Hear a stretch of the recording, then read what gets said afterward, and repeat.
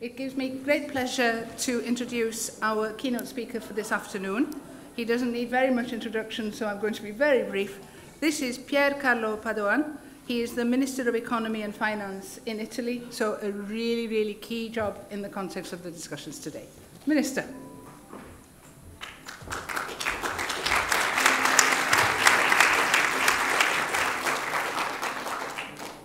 Good afternoon, and thank you for the kind introduction. I'll try to convince you that the issue of convergence seen from Italy is key, but it's on the way of being solved.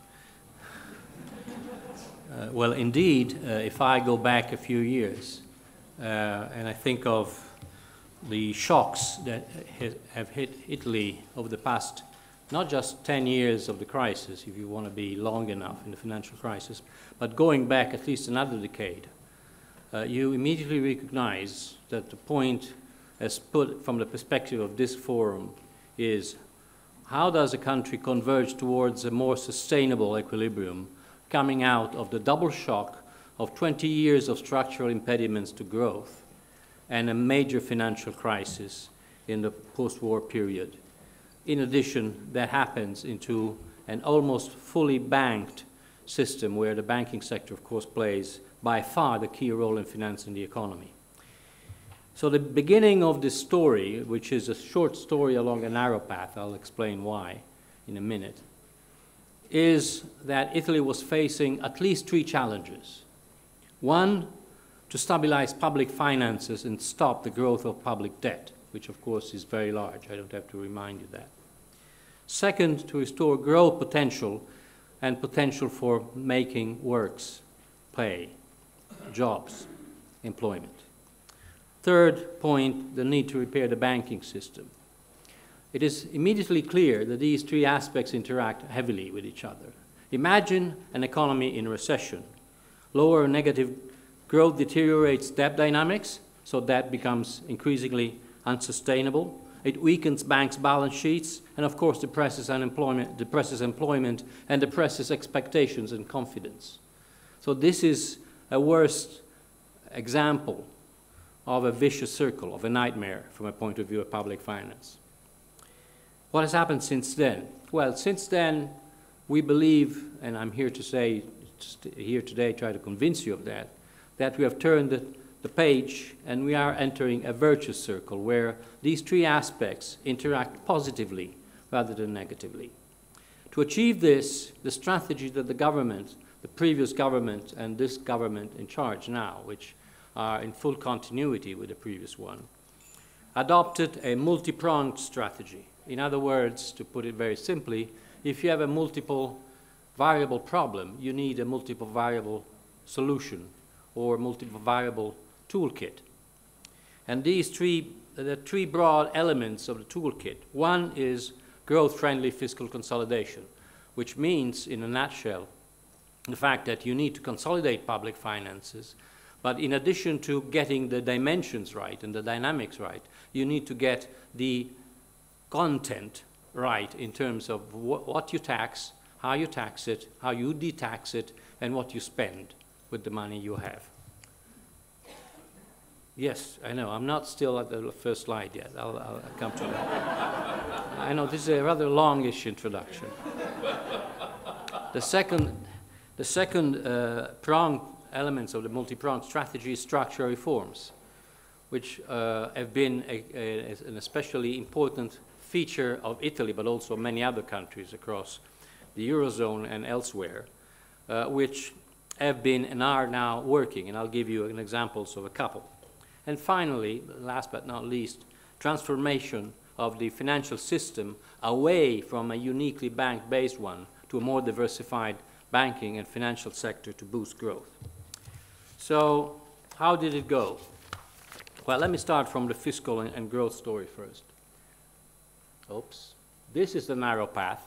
The narrow path is an economy walking on a path which, on one side, you need to adjust your fiscal to get a favorable debt dynamics. You want your debt dynamics, first of all, to stop increasing, stabilize your debt, and then begin to decline, hopefully at an increasing pace. On the one hand, you want to do that. On the other hand, you want to support growth. in terms of what do you do with your public money, but also how much public money you are wise enough to put in the economy. So the narrow path is one in which the dynamics of that, the blue bars, continues to increase, but as you see here, hopefully this, I can point that out some. That is stabilizing and is supposed to be going down as of this year. Actually, in 2015, thanks to the revision from our statistical office, debt to GDP already has started to decline. So this is the first element of the turning around. Second element, that this is accompanied by a narrowing deficit over GDP ratio. And all of this is also accompanied by higher growth. Indeed, if we had put the forecast for 2018 and 2019, we would see, in our view, growth to stabilize around 1.5%. So this is the first element. Walk along the narrow path over a medium-term horizon. And I'll come back to the horizon issue, which is, to me, key in understanding whether convergence in any country is successful or not. Second element is the structural reform agenda. 4 years ago, the structural reform agenda put in place was very ambitious. Much of that agenda has been implemented or is in the way of implementation. Although, let me anticipate one strong conclusion, there is no room for complacency. Reforms must go on. Yet reforms are beginning to bear fruits. And one of the most ambitious and important structural reforms in my country has been the so-called Jobs Act, we call it, which is a change in the labor code, which has produced a, oops, sorry, I showed you what you shouldn't have seen yet. Produced an increase in employment along with GDP. Of course, you will say, yes, this is a cyclical recovery. Well, up to a point. It's difficult to extract from this aggregated graph structural elements, but if you look at the numbers, then you are beginning to see an increase in the labor GDP ratio, which means more labor intensity given growth.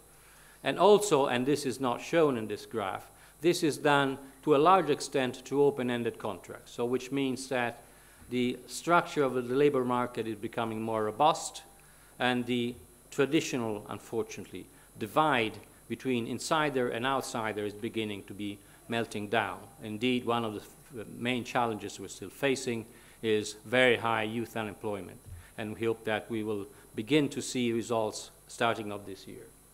So the Jobs Act, the labor market reform, is part of the structural reform agenda. This is extremely important for the previous graph, what I call the narrow path, because we want to see growth, but this growth must be sustained, must not be cyclical. Indeed, you're all familiar with the fact that one of the themes which are most popular nowadays or over the recent past, not just in Europe but elsewhere in the global economy, is whether the recovery you actually see everywhere in the advanced economy bunch is cyclical or structural. And one of the policy debates, according to where you stand with respect to the government, is cyclical? No, it's structural. My view is that it is, of course, there is a large cyclical component in growth in Italy and in the Eurozone, but there is also a structural component which will make this growth more sustainable and sustained and resilient once the cycle weakens a little bit.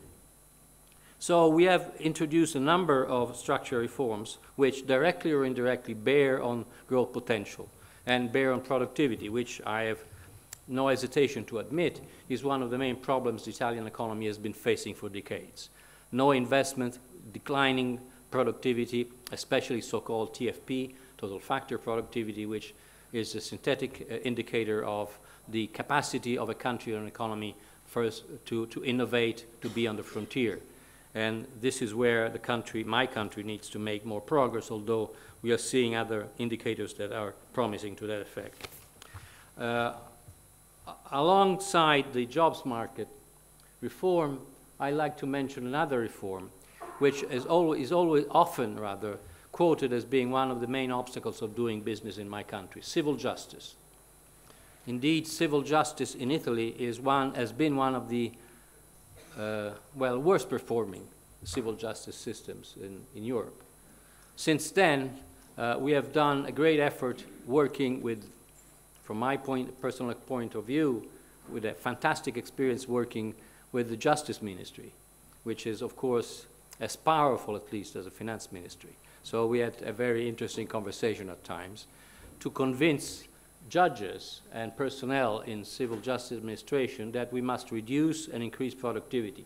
And here there are a number of indicators which basically say there are fewer cases sent to tribunals and it takes less time to deal with individual cases, which boils down to lower cost of doing business and managing litigation, which is inevitable in an advanced economy. And this is where we've seen results in the numbers of the sector. It's more difficult to see the impact of these results on growth, but we are confident also, according to international evidence, that this will come in the medium term.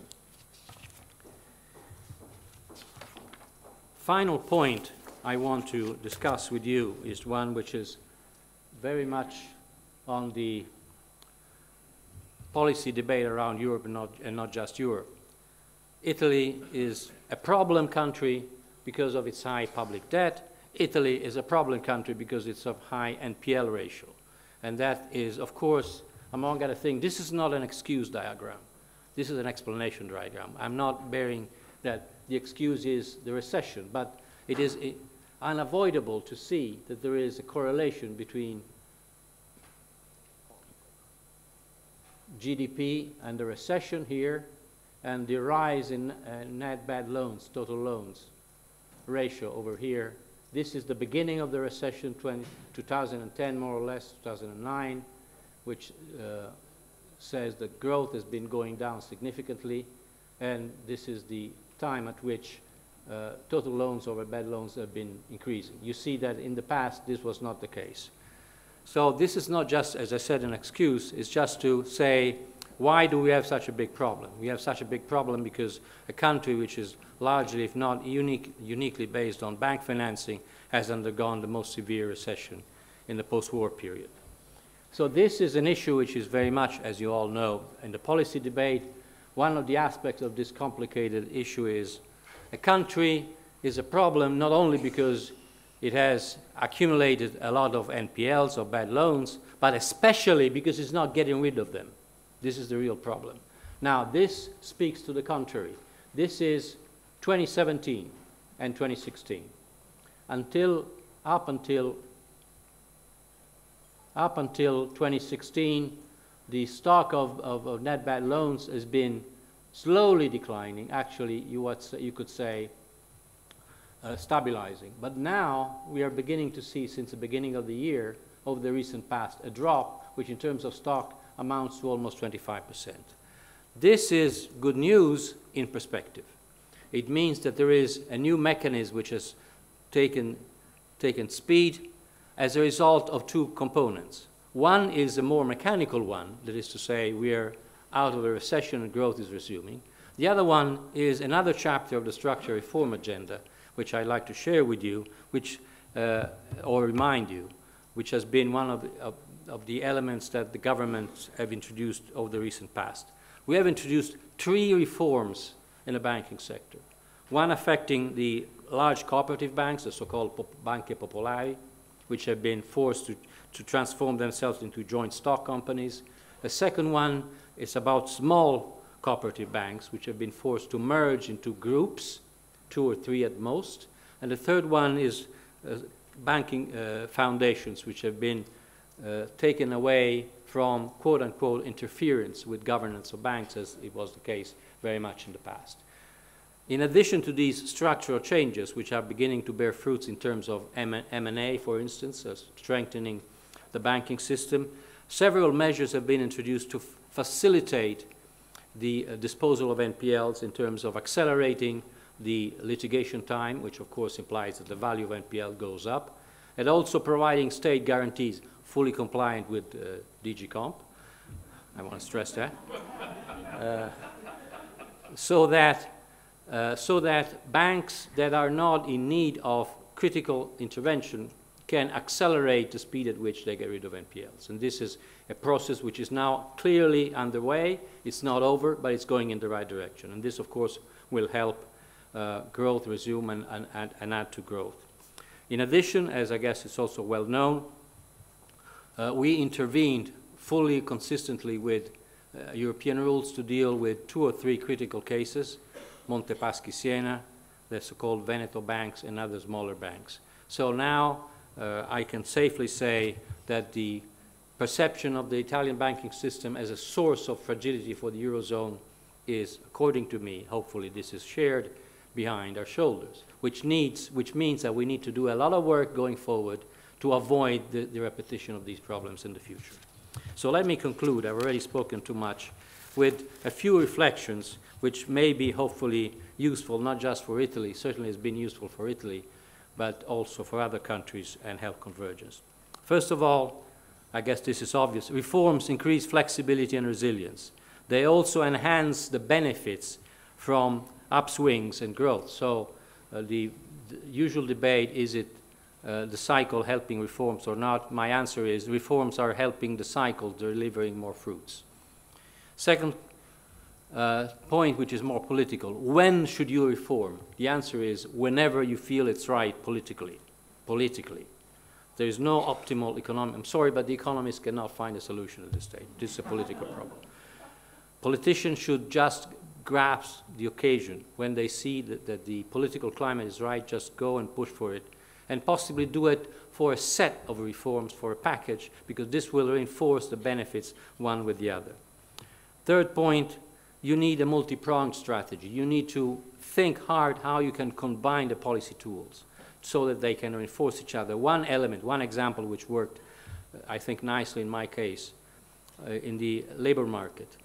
Support the structural reforms in the labor market with fiscal incentives so that you can give a boost to employment at the time in which the rules become more flexible, and so you get an initial confidence effect which accelerates the benefit of reforms.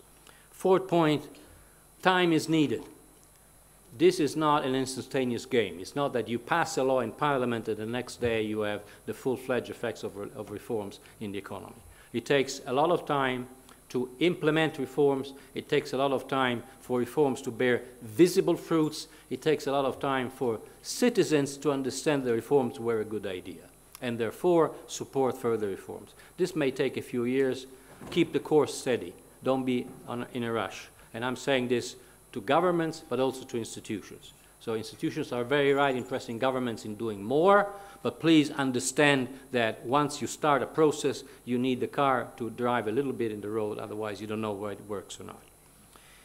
And of course, if you allow for a little bit of time, you introduce another crucial element, which is difficult to measure, but it's also essential for success, which is confidence for companies.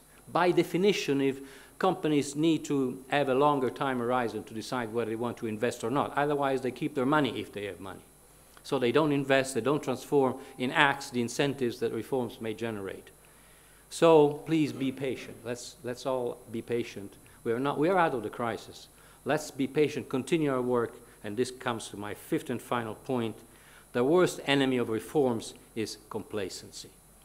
Never believe that the work is finished. Actually, the work is never finished.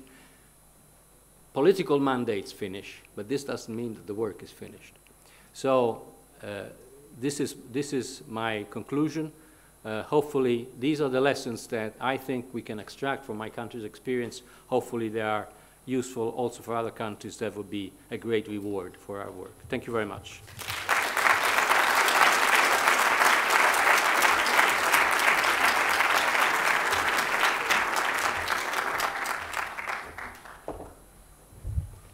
Thank you very much, Minister. I think that was very specific. You've got off to a really, really great start for this afternoon. You have turned the corner, and now you want us to be patient, I think, so that the results are really coming in to show us the effects. That was the result of that, no? So anyway, you'll have more chance. You will have more chance to elaborate on that during the panel.